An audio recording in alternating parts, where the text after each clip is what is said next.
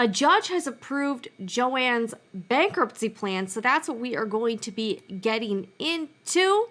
All right, so JOANN put out a press release, so we will be taking a look at that right now here.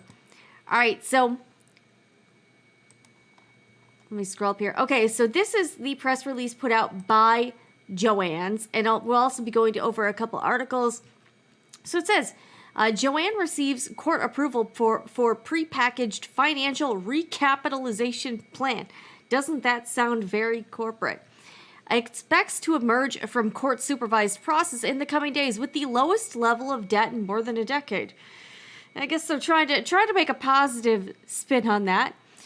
So it says JOANN Inc., the nation's category leader in sewing and fabrics with one of the largest arts and crafts offerings, announced that the U.S. Bankruptcy Court for the District of Delaware has confirmed the company's prepackaged joint plan of reorganization. JOANN expects to successfully complete its financial restructuring and emerge from the court-supervised process in the coming days. So it says the company's more than 800 store locations remain open, and JOANN.com continues to offer supplies for any creative need. And the company was able to preserve the jobs of its more than 1,800 team members in connection with this process. Now, I've been covering what's been going on with JOANN and the company turmoil for several months.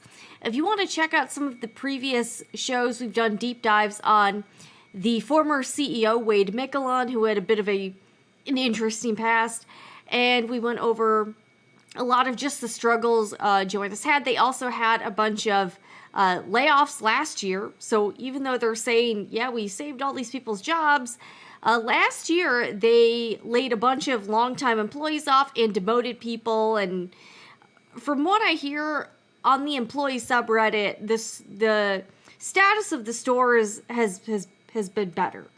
Okay.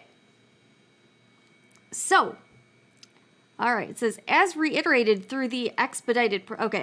Chris DiTullio, Chief Customer Officer and co-lead of the interim office of the CEO, said, we are pleased to have reached this significant milestone less than 40 days after initiating our court-supervised process. We could not have reached this point without the unwavering dedication of our team members, the continued support of our industry partners and landlords, and the tremendous loyalty and enthusiasm of our customers. Are you guys excited? JOANN will move forward with a strengthened financial foundation, allowing us to invest in customer experience enhancements, our best-in-class product assortments, and our more than 18,000 team members nationwide. Scott Sekula, JOANN's Chief Financial Officer and co-lead of the interim office of the CEO, added, we are grateful to our financial and industry stakeholders whose support enabled us to continue operating smoothly and move through this process on an expedited basis. Their investment not only provides us with additional financial resources, but also reflects their confidence in our team members and in our business to seize on the opportunities ahead. With a strengthened balance sheet and an improved liquidity, we are better positioned to work collaboratively with our vendors. Oh, and we're gonna talk about that. Business partners and landlords, and ultimately to inspire the creativity in our customers that helps them find their happy place. Now, have y'all been to a JOANN lately? I want to know about your store experience and if you found JOANN to be your happy place. Is this something that you enjoyed? So let me know in the chat what your last JOANN experience was like. All right, in connection with emergence, JOANN will be a private company owned by certain of the company's financial stakeholders and industry parties. All right, so JOANN filed for bankruptcy, like a couple of months ago. So basically, they came to bankruptcy court with a prepackaged plan. A judge has approved it. So they will be, I guess, restructuring and trying to pay back. They owe a lot of people money, like a lot. Yeah, they owe a ton of people money. So we're going to be taking a look at that. All right, so the next thing I want to bring up is an article from Retail Dive. So they cover, obviously, the retail industry. All right, let's take a look at this. JOANN to exit bankruptcy in the coming days as reorganization plan gets court okay. The craft retailer expects to cut $505 million in debt and emerge from bankruptcy as a privately held company. Oh, by the way, links to all of these resources and everything I'm referencing are below in the description box if you want to check out all of these sources for yourself. All right, so it says, dive brief. JOANN expects to emerge from bankruptcy in the coming days. Okay, under the plan approved by U.S. Bankruptcy Court Judge Craig Goldblatt in Delaware, JOANN's creditors agreed to cancel nearly $505 million of the company's nearly $1.1 billion in long-term debt. They have over $1 billion in debt. Wow. After filing for Chapter 11 on March 18th, JOANN says it kept all of its 850 stores open and retained the jobs of its more than 18,000 employees during bankruptcy with a $132 million commitment from its financial stakeholders. So dive insight. JOANN's bankruptcy exit plan will allow the company to emerge from Chapter 11 with a significantly deleveraged capital structure and to obtain long-term liquidity without affecting the business's unsecured creditors. Chief Financial Officer Scott Sekula said in court documents. The company cut jobs and sought to cut $225 million in supply chain, product, and corporate costs last year.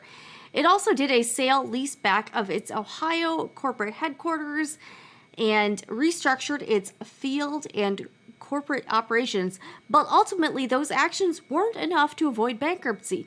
Sekula, who is also serving as co-lead of the company's interim office of the CEO with Chief Customer Officer Chris DiTullio, noted that 100% of the company's creditors supported the restructuring.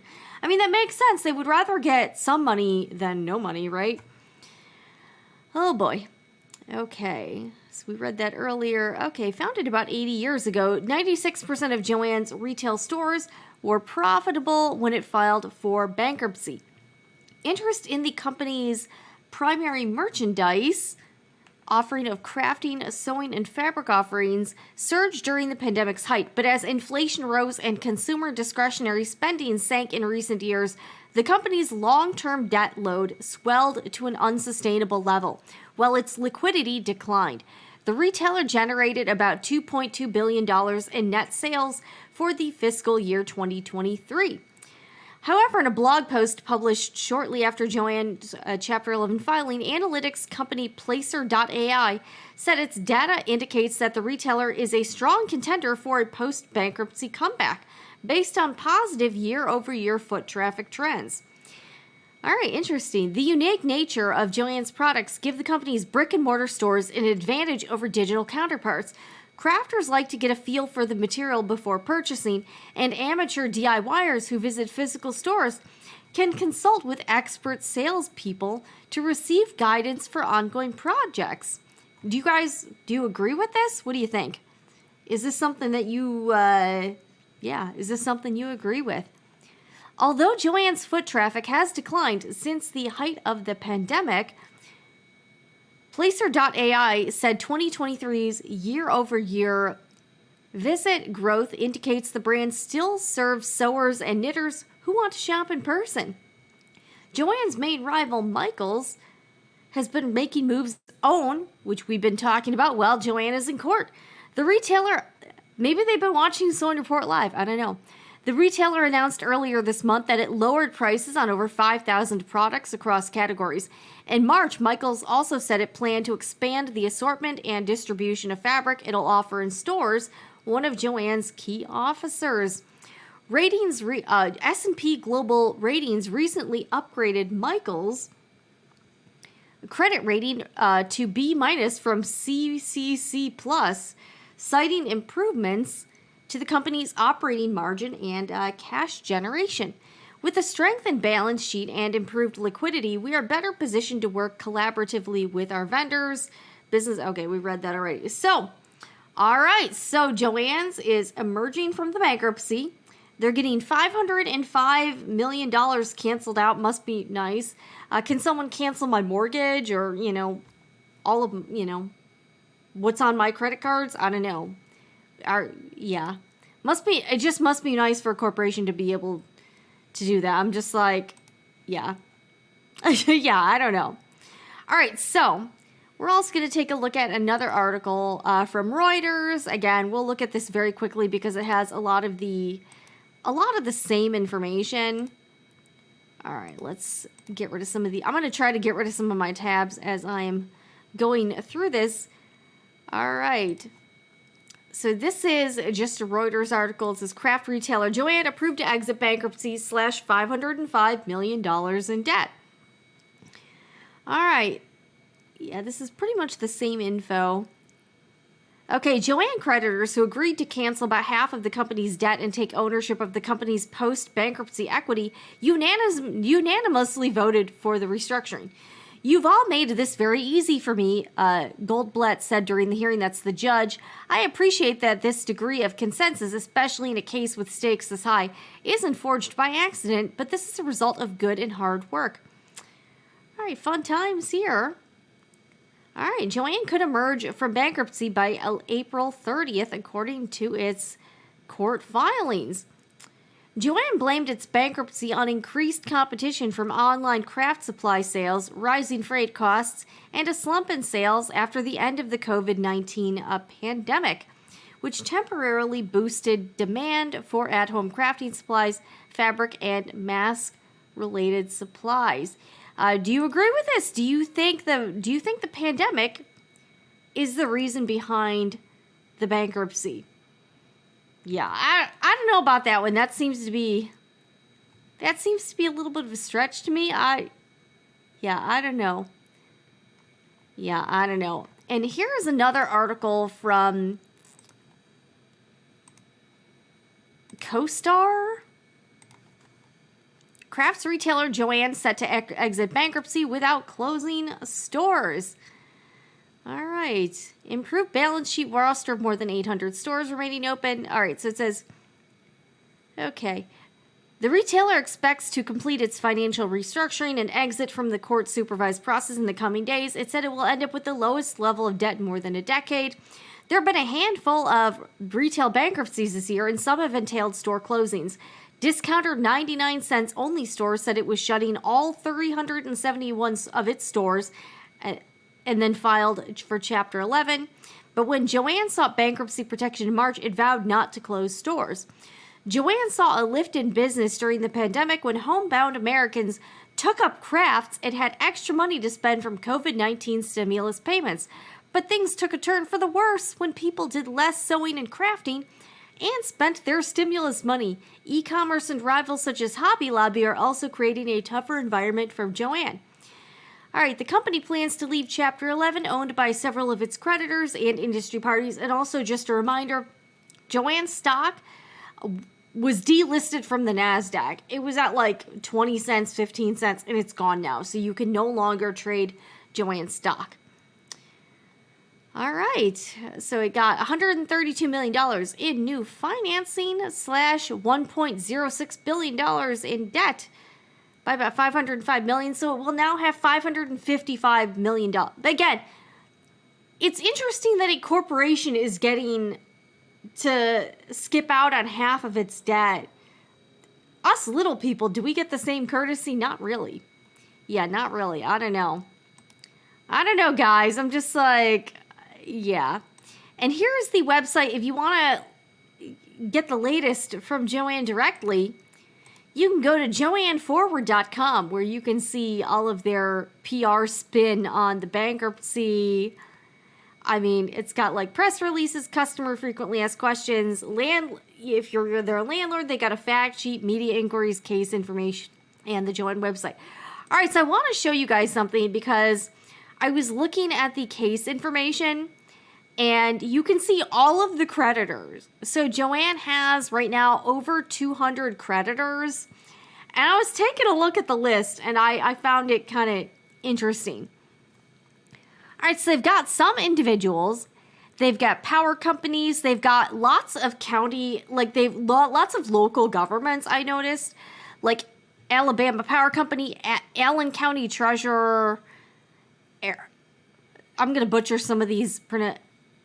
Arapahoe County Treasurer, Arkansas Department of Finance and Administration, construction companies, random, you can tell some of them are vendors, like this Authentic Knitting Board, probably maybe a vendor, or maybe like they were doing advertising with them. I don't know. Art Skills Inc. That sounds like a vendor.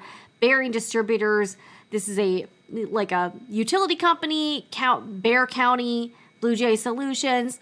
Broward County, that's in Florida. Calvert County, Maryland. Buzzy Inc. So you can see a lot of their vendors are local municipalities, state municipalities, vendors. There were some funny ones too. Okay, lots of cities here. And I imagine this is probably for like, it could be like taxes or like, licensing fees, like all of the regulations they've got to go through. The tax collector you got there, CPS Energy, bankruptcy section, Craftland, Crayon Software Experts. So you can see all of the creditors, and they have a lot. Deco Art, lots counties, like they have a lot. Google, probably, I imagine Google is probably for advertising. That's what I think. They owe Google $1.2 million. $1.2 million to Google. I imagine that's probably for like YouTube or Google ads. I imagine that they owe money to the Girl Scouts. Girl Scouts of the USA, $25,000. Wow. Hillsborough County, that's in my neck of the woods. They owe tens of thousands of dollars. Houston Independent School District? Don't know. Curious about that. More that you have vendors, more counties. Lone Star College System. I mean, they owe money to hundreds and hundreds of different entities here. They owe money to NASDAQ, $65,000. Ohio Department of Taxation, Osceola County Tax Collector, PA Department of Revenue, Pepco, Plano. What's with the school districts? Like, were they like, I don't know, were they advertised? I have no idea why. I'm curious about the school districts. Randstad Regional Water Authority. Again, lots of different states and counties and local municipalities. This one's funny. They owe almost $400,000 to TikTok. I imagine that was also an ad spend. I think that's funny. Almost $400,000 Joanne owns to TikTok. Hey, maybe if TikTok gets banned, maybe they'll kind of write that off. I don't know. All right, let's see page 2 here. Not too much on page 2. All right, so now you've got Ukidah. I think, isn't that the company that sells they sell supplies and stuff? Washington Department of Revenue, West Virginia State Tax Department, Zebra Pen. So you basically have vendors, governments, local entities, debtor name, Creative Bug. Okay, interesting. And TikTok, $400,000 to TikTok. I was just like, wow. So yeah, this is a list of all of the creditors that Joanne, let's see, okay. Is this $10 million? Okay, so they owe $20 million to someone named Sharon Alvarez from Joanne Inc. and then Joanne Stores LLC. I'm really curious, why do they owe Sharon $20 million? $1.8 million to Bradford Capital Holdings. Oh, as assignee for Robert Kaufman, the fabric. Okay, so they owe Robert Kaufman Fabrics Company $1.8 million. That's kind of a lot of money. I just want to know who Sharon Alvarez is. I'm very curious about that. But the TikTok $400,000 thing was kind of funny. All right, they owe $1 million to $1.1 million to Crayon Software Experts. They owe a lot of people a lot of money here. Wow. I mean, the $1.2 million to Google. So they owe $1.2 million to Google, and they owe almost $400,000 to TikTok, which apparently might be banned. So this has been kind of a wild week, I guess, for Joanne. Another thing I did notice, I saw some employees on the subreddit talking about one of the executives exiting the company, and that does appear to be true. Okay. So I took some screenshots. So right after I saw that news, I was like, all right, are they going to take this guy off of the management team page? And they did. Okay, so this was the Joann management page, like the day I found this out. So it was like the middle of the week. So you can see 8 executives on the management team. You got Chris DiTullio and Scott Sekula. These guys are basically the interim CEOs right now. You've got Robert Will, Ann Aber, Joe Tebalt, Lisa Whitman Smith, John Stelcup, and Dennis Sheldon. All right, so you got 8 people here. 8 people here. But then I noticed something kind of interesting. All right, so there were 8 people earlier in the week. But then when I checked yesterday and currently, check it out, guys. There is 1 person missing. They're down to 7. And Joe Tebalt is gone. So Joe Tebalt appears to have either, again, I don't know if he resigned or if maybe he was pushed out. We don't know. But so some of the executives got retention bonuses for staying with the company for at least 6 months through the bankruptcy process. Joe Tebalt was not one of those executives. So I'm thinking, he might have been looking for another gig. I don't know. But Joe did not get the retention bonus. So he didn't really have a financial incentive to stick around. So I don't know if him leaving was voluntary or if, it was involuntary. But Joe is no longer on the website. So Joe appears to be gone.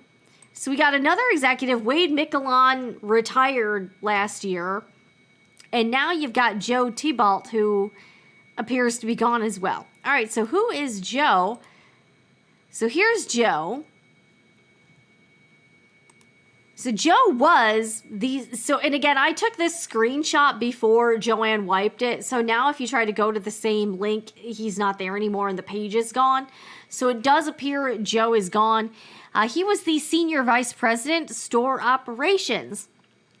An experienced retail leader, Joe Tebalt was promoted to Senior Vice President, Store Operations in November 2021 after more than 19 years with the company. He has served in various leadership roles both in the field and at corporate headquarters, giving him a deep understanding of the business, industry, and customers. In his current role, Joe oversees all field operations, including more than 850 stores and 22,000 field team members nationwide. I guess they didn't update that yet because I guess it's because now it's more like 18,000. This includes responsibility for Joann's omni-channel fulfillment options, including buy online, pickup in store, ship from store, and curbside pickup. He also leads a corporate team that is focused on store support, including field communications, customer feedback, and merchandise planning. So I don't know where Joe is going. I'm going to kind of set up a Google alert to see if we can figure out where he's going, what's going on with Joe. But Joe does appear to be gone from Joann's. They have not put out any press releases or anything like that. Also, I don't know who's going to be stepping into this role to do Joe's duties now that he's gone. I don't know. But yes, another Joann's executive does appear to have exited the company. Not really sure why, but Joe, peace out. Peace out, Joe. So, yeah, it's been quite a week for Joann's. And, yeah, so that is the latest. The Joann's bankruptcy plan has been approved by the court judge, and one of their executives has left the company.